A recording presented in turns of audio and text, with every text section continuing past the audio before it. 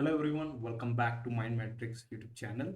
So we'll be proceeding again further where we left in the last time. Okay, so because of electrical connection, we left our part in between. So I'll be covering from that only where we had like useful identities. So here is a quick intro about me. So you might be knowing this already. Okay, so yeah, I'll proceed further straight away. Yeah, these are the useful identities. So over here, you can see already that this is like our already existing what geometric progression formula, okay, which we already know, for which our r must be 0 like this. It must be like this, okay. And if I talk about this one, it's like summation of our n natural numbers. This is expansion of our e to the power x, okay, straight away. And this is something important which we get from what should I say, this only. If you know this, if I just take a derivative of this, I'll get this, okay. So it is also a useful expansion. And if I talk about this, so again you must be like knowing this again, how we can get this. It is like, okay, it's nothing but the sum of squares of n natural terms. It's like that. So we already know, like it's like, I guess if I'm not wrong, n into n plus 1 into 2n plus 1, something like this was there by 6, if I'm not wrong. Okay, because it turns out to be like this. So this is the formula which is written over here. And the lastly, we have binomial theorem, which is written over here in the form of like expansion, like how do we get this summation. So we have this, okay. In what way we actually write this. So now I'll be covering up the questions which were being asked on these basic permutation, combination, counting, distribution, whatever we have covered till now. Okay, so let's take up the questions. So these are very basic questions. So yeah, let's do that. So it was asked in GATE CSE 2021. So yeah, very simple question. Let S be a set consisting of 10 elements. So S is having 10 elements. So basically the size of S is 10. And then the number of tuples, basically I'm talking about how many AB tuple, basically this pairing, how many such pairs we can form such that A is subset of B and B again is itself a subset of S. See, A and B are subset of S. A and B are subset of S. So I can write it like this. And A is a subset of B. Now what exactly is a subset? Subset means basically our subset contains element from our main what should I say, superset. That means there will be elements taken from S into B, okay. So S will be having elements present in B plus maybe some extra elements of its own. So it's like, if you don't know the idea, if I'm having some kind of, let me just give you an example. If S is like this, then our A can be something like this, 1 comma 2, or it can be empty as well, which is like this, or I can write it like this as well, or A can be complete as well. The main thing is I must be having elements from set S, then only A will be the subset of S, okay. So I can have all the elements as well, even that is fine, okay, because every set is a subset of itself.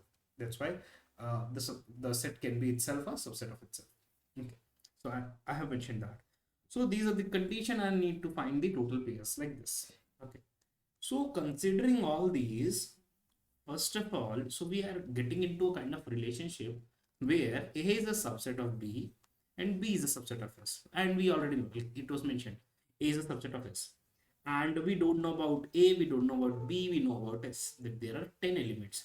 So we'll move in this direction and then we will solve how many pairs we can form from this. Okay, simple, very simple. So what we will be doing, as I mentioned, we'll be starting from S to A. That means we know the elements, number of elements present in S, and then we'll talk about how many ways we can have B, and then from B we can have A, because A is also a subset of B. Okay. So I'll just erase it all and then we'll start with this. So see, we have already seen this, okay? Something like this as, okay. So yeah, as S, what's happening? Is it changing?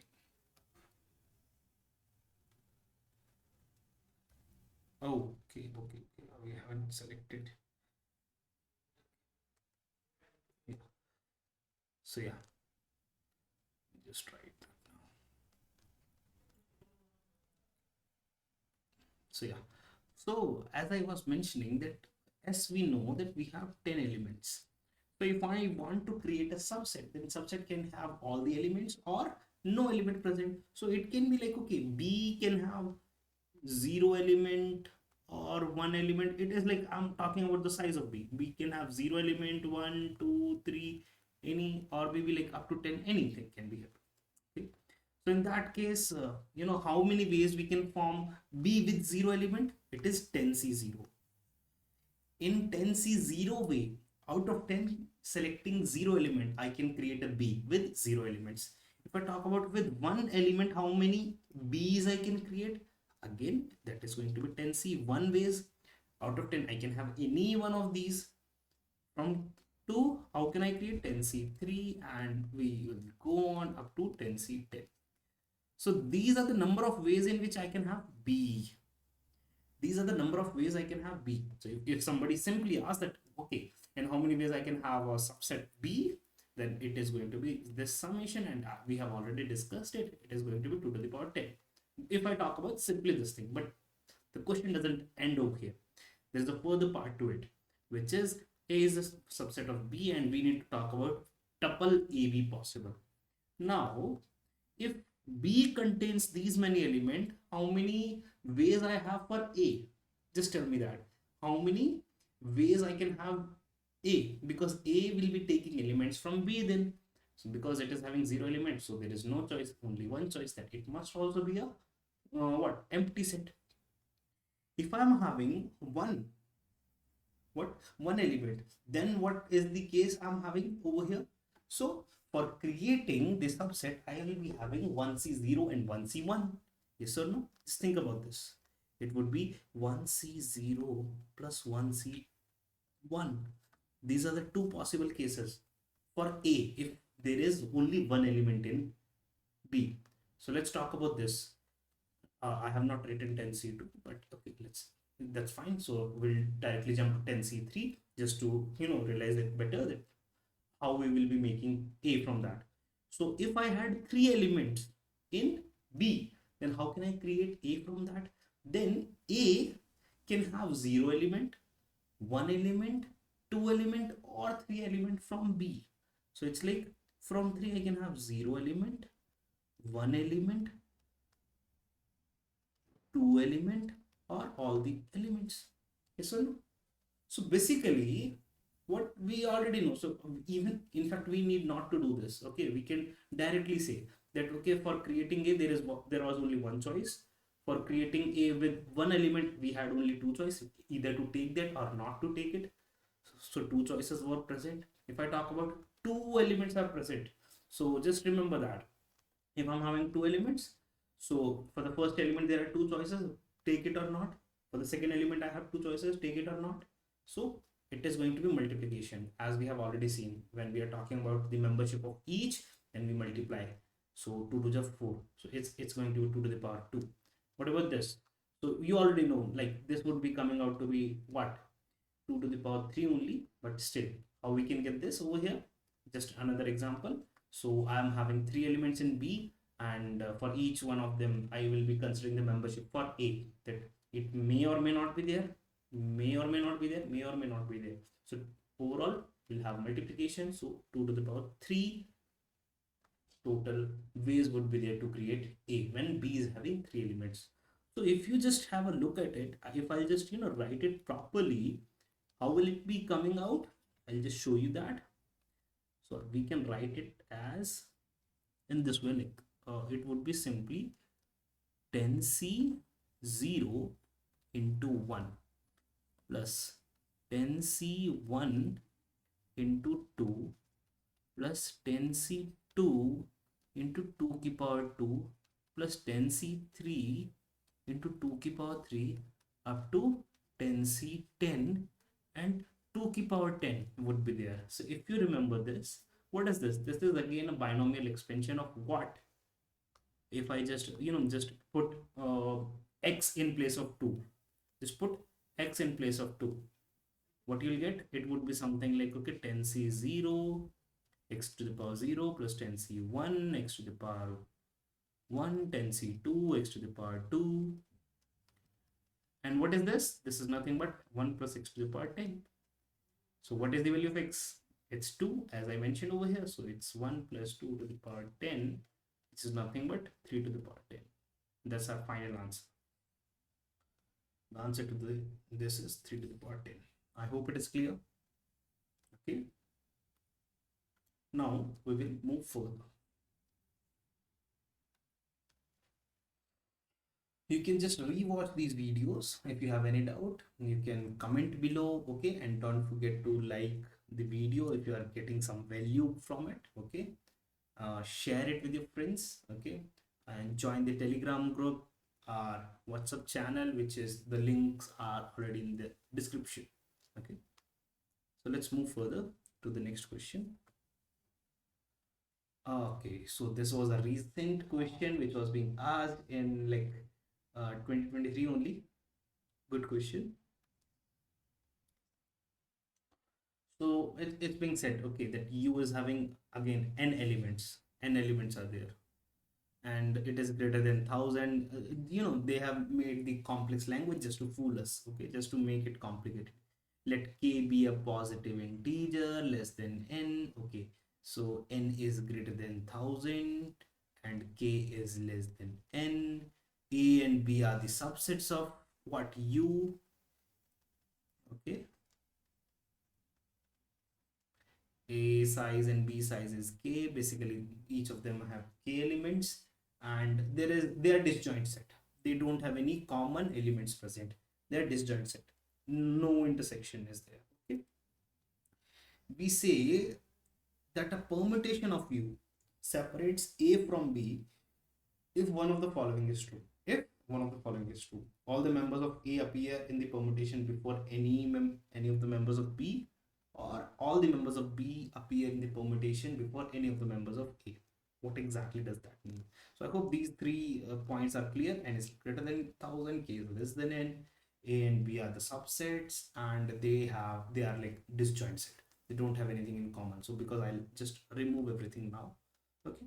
So the important point here is, if I just talk about that okay, U will be something like this. Let me just give you an example first. 1 2 5 7 3 6 9 4 8, let's say 11 and 10, something like this. I hope this complete screen is visible. Okay, so if I talk about that, so let's suppose it was there, and A and B are definitely the subset of U, and they are disjoint set. So I can consider something like this. Let's suppose K equals 3. Okay, and let's suppose 1 5 7, these belongs to A, these belongs to A, this belongs to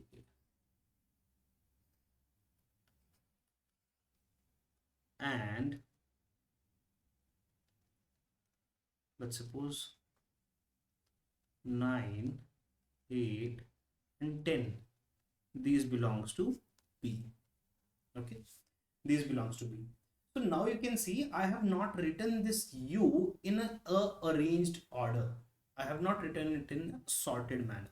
This is like completely, like unordered part. Like there must have been 3 before 5, and 6 before 7, and lot more. So there is a kind of arrangement I have written for 1 to n. So over here I have considered n to be 11. I hope I have written all the numbers from 1 to 11. Okay, and k, that means the size of each of these subset, I'm considering to be 3. Okay, So in fact I have arranged the values of A and B as well. I have arranged the values of A and B as well. So what is being told, that a permutation of U, this is the permutation, I have arranged the numbers within U. Okay, it is a permutation, it separates A from B.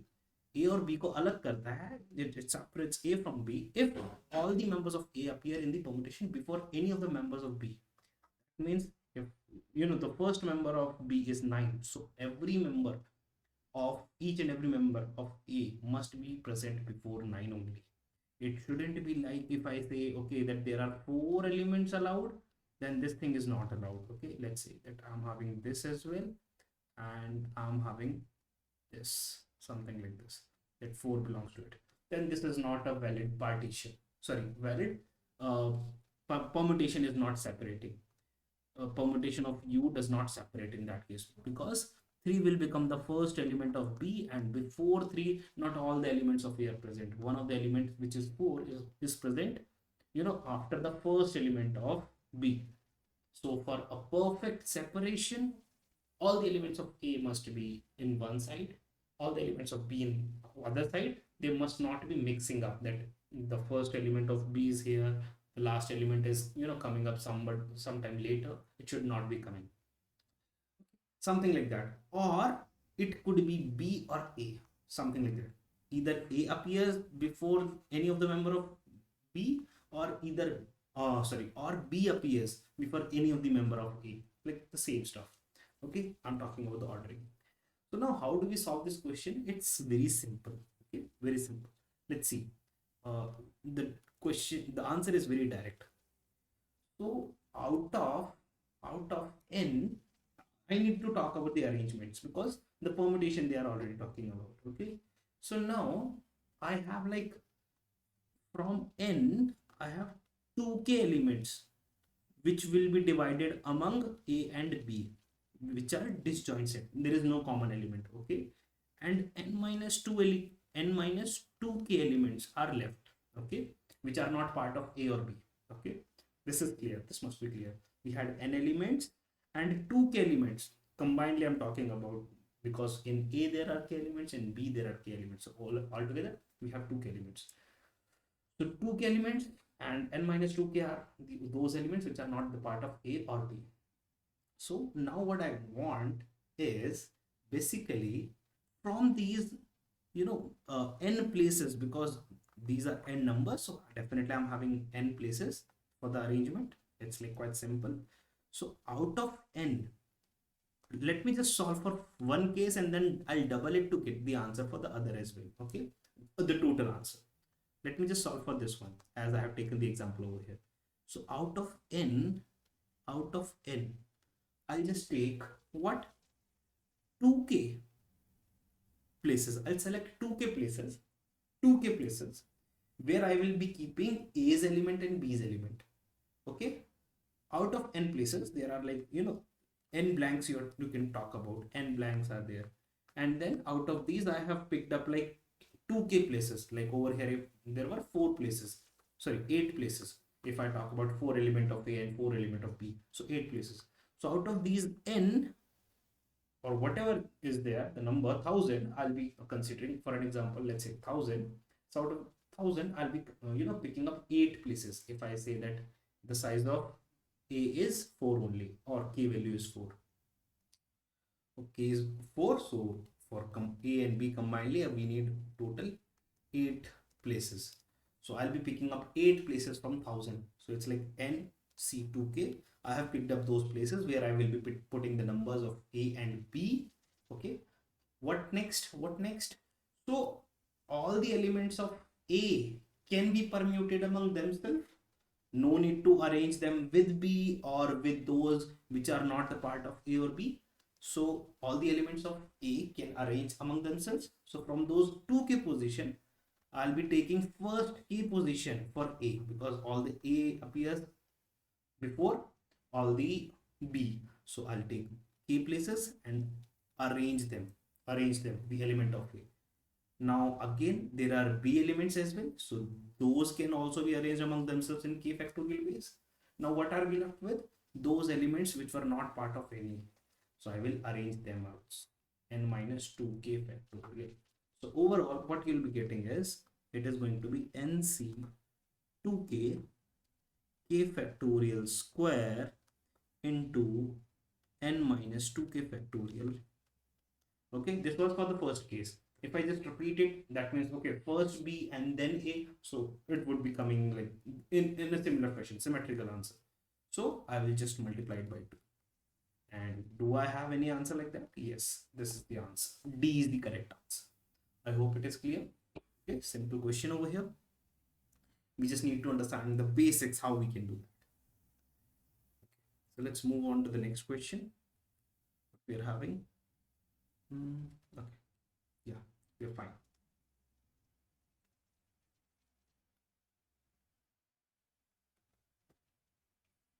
So it is a kind of distribution question. Let's see how we can solve this.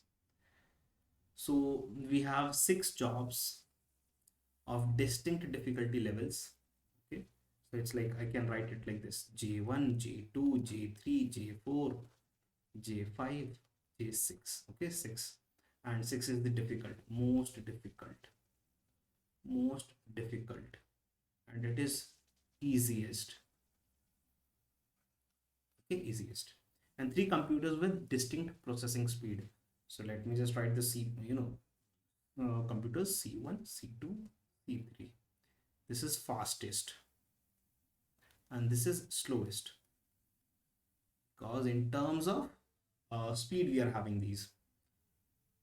Each job is assigned to a computer such that, so each job will be assigned to one of the computer for sure. Okay, one of them.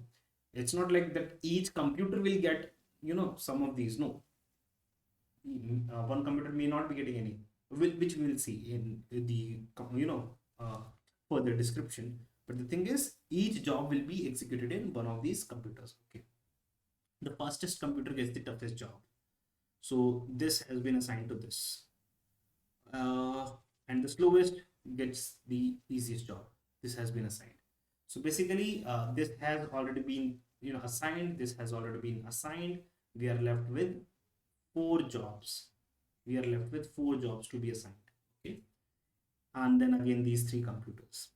Now the question being asked is the number of, okay, every computer gets at least 1 job. Every computer must get at least 1 job. C1 already has it.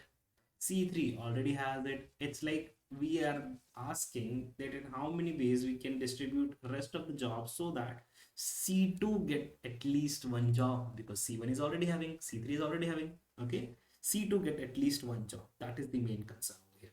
Okay, so how I can do that? So the question becomes, now we have to distribute 4 jobs and C2 get at least 1. C2 get at least 1, because for rest they have got 1. So we cannot say that okay, C3 will not be assigned any. Okay, because even if we are not assigning any of these, they already have the fastest and the slowest jobs correspondingly. C2 gets at least 1 job. So the answer is simple. Okay, total way in which we can distribute these jobs, total ways of distribution, minus C2 gets none of the job, So this is the usual way of solving these kind of problem when we say at least 1 case. Out of total, just remove when it is getting no job. That means I'm talking about at least 1 job it is getting. So what are the total ways in which I can distribute these 4 jobs to 3 computers? Because still, any job can be still be assigned to C1 or C3, though they are already having a job, but they can still be assigned. Okay, so in how many ways I can distribute that? So for each of the job, I have 3 choices. Either it can go to C1 or C2 or C3. Okay, it won't be the case that okay, for none it is going. It has to go with some computer. So for each of the job, I'm having 3 choices. For J1, 3 choices for J2, 3 choices for J3, sorry, J2, J3, J4. So these are the 4 jobs and each are having like 4 choices. So it is 81. So total ways are 81 minus C2 gets none. So that means I'm not considering this. C2 won't be getting any. Okay, if I talk about this, C2 gets none. So in that case, every four job will be having only two options, either C1 or C3. So it would be like 2 into 2 into 2 into 2, that is 2 to the power 4, that is 16. So the answer I'll get is 65. That is the final answer. Okay, I hope it is clear how we have solved it. We have just done that number of ways in which I can distribute four jobs to three computer, okay, such that at least one job must be assigned to C2. That was the main concern. Why I am saying C2 only because C1 or C3 were already having some job. So how did I solve that? Total ways in which I can distribute what are four jobs among these three minus four jobs distributing among two. It will automatically come out to be that at least one job must be there for C2. So the answer is 65. I hope it is clear.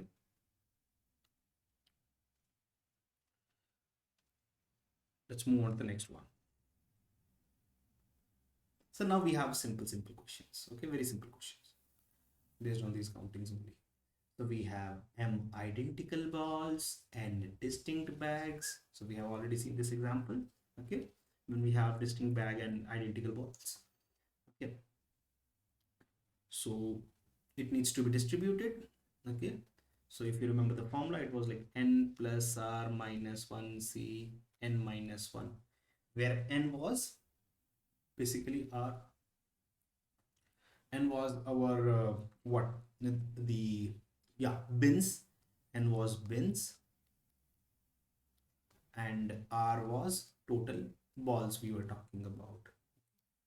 So m identical balls I'm having, n distinct balls I'm having. You are given m greater than kn. Okay, so we have m greater than kn, where k is a natural number. Okay, in how many ways can the balls be placed in the bags if each bag must contain at least k balls? So it's like very simple. Each bag must contain at least k balls. So let's do one thing. Because all the balls are identical, let's put k balls in each of those first, and then distribute the rest of the identical balls among these n bags. So what do we have? How many bags are there? N bags. So first of all, out of these m identical balls, let me just put k balls in each of these and distinct bags. So I'm left with these many because I have put k in each of these n bags. So I'm left with these balls identical. Now these needs to be distributed. These needs to be distributed among again n distinct bags. And when we have identical balls and distinct bags or bins, what is the formula for that? Okay, so it will come out to be what? So okay, n over here is our. So I'll just talk about this like this. Let me just take different notation so that you don't get confused. Okay, n plus r minus 1, c n minus 1. N is bins, r are balls. Okay, so over here, okay, so n, yeah, so our n, capital N was what? N was bins, so it is equal to bags. That is fine. And what are the number of balls I'm left with? That is nothing but m minus nk. So what is the final answer which we will be having? It is n plus r minus 1 c n minus 1, or I can write it as what? N or m, sorry, m minus nk plus n minus 1. See, what is n? N is n minus 1. Or I can write instead of this n minus 1, what I could write? I could write it as what? R is also like m minus nk as well. I could write m minus nk. Okay. So which one is matching? I guess this one is the matching one. So B is the correct answer. Okay. It was a simple question. Let's move further. Again, a very simple question. So how do we solve this? So there are two girls, G1 and G2. There are two girls, G1 and G2, and we have 10 roses, 15 sunflowers, 15 daffodils. So there are different categories of it. Roses are 10, sunflowers are 15, and daffodils are also 15. In how many ways we can divide these flowers into these two, into the among these two girls, between these two girls. How can we divide? So the simple stuff is there. First of all, we'll divide, roses, then we'll divide sunflowers, then we'll divide daffodils. So in how many ways I can divide 10 identical, 10 what? 10 identical flowers among two distinct, children, or like between two girls. How can I divide? So it's like very simple again. 10 plus 2 minus 1 C2 minus 1 into, again for the sunflower, 15 plus 2 minus 1 C2 minus 1 into 15 plus 2 minus 1 C2 minus 1. What do I get? We'll be having 11 C1, which is 11, 16 C1, which is 16 into 16. So I guess the option is not matching over here. 256, 256. So it's 2816 must be the answer. Okay, if I'm not wrong. So this must be the final answer. Okay, and I guess there is some option mistake over here. Okay, but overall my idea is that how we should be solving this question, this is exactly is the idea. Okay, because we'll be having roses are, all the roses are identical, again sunflowers are identical, daffodils are identical, and we know the formula, we have already seen that. Okay, so that's how we can divide it, and we get this 15 plus 16 and 11. Yes, it's 256. Yes, 16176. I hope this must be the correct answer, but yeah, let's see. Okay, you can just consider that. Okay, let's move on to the next question. Again, very simple. We have already seen this kind of question. Okay, this is just to show that okay, this kind of questions were being asked in the GATE exam as well. So number of ways in which we can arrange basically 5 A's, 5 B's, 5 C's. So it's like 15 elements we are having, 15 items, 15 factorial upon 5 are alike, 5 are alike, 5 are alike. So 5 factorial upon this, which is like 15 factorial by 5 factorial cube. So this is the correct answer. Let's move on to the next. Again, a similar one. How we can distribute, in how many ways we can distribute B balls and red balls in n distinct. So first we will divide B balls, then we will divide R balls. So for B balls, what is the stuff? The same as we have done for daffodils, sunflower, and roses example. So we have the stuff n distinct boxes. So B plus n minus 1 C n minus 1 into R plus n minus 1 C n minus 1. What will it come out to be? I can write it as n plus b minus 1 factorial upon n plus, okay, so it would be b factorial and n minus 1 factorial into n plus r minus 1 factorial upon, again, n minus 1 factorial, and this would be r factorial. So what is going to be the correct answer? The correct answer is this one. N minus 1 factorial twice, and then b factorial r factorial, and then n plus b minus 1, n plus r minus 1 is the correct answer. Then I guess the last question we are having, again very simple. So these are very simple counting based questions. We are having n couples which were being invited to a party with the condition that every husband should be accompanied by his wife. Husband cannot come alone. Okay, wife can come alone, and there is no problem with that, but husband should not be coming alone. So if I just create the cases, what is allowed and what is not, let's just make that. So husband and wife both can be there, husband not there, wife not there.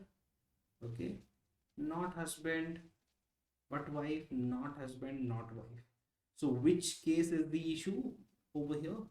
This one is the issue, that no husband can go alone.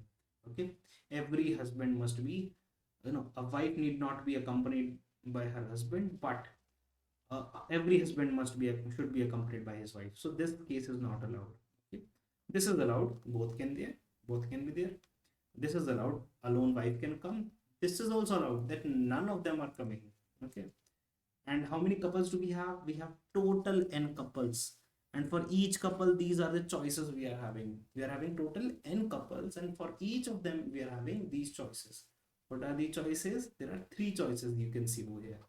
This one, and this one. We are having three choices for each couple, and total n couples are present. N couples. The number of different gatherings possible. So it's like simple. For each of the couple, we'll be asking, like, okay, you have these three choices, okay? So yeah, one of these ways they'll be coming, either no one would be coming, or wife would be coming, or both would be coming. Then we'll ask second couple. They'll be telling us the answer in three ways, that either all of both of them are coming, or wife is coming, or none of them are coming. So it will keep on going up to n, because there are total n couples. So what is the answer? 3 to the power n. So this is the final answer. So these were all the questions which were being asked in 2 marks question and 1 marks question overall. Like, I have not put any complicated question over here, from the point of view that this part forms only the basis for the probability for the data science people. Okay, but still these questions can be considered for computer science students as well. Okay, and as I mentioned, the main subject over here is main topic over here is probability, so I'm not going too much into the combinatorics or counting part. Okay, so that was all about the questions being asked on the counting. In the next session, we'll be starting with exactly probability. We have built up the foundation. We'll be starting with probability axioms. Okay, and if you have found the value within this session, kindly like, share, and subscribe the channel. Okay, in the description there are all the details. You can join the WhatsApp channel, you can join the Telegram group, where you can have the doubt, you can get your doubt cleared. Okay, so thank you guys for watching this video. See you guys in the next one. Bye bye, take care.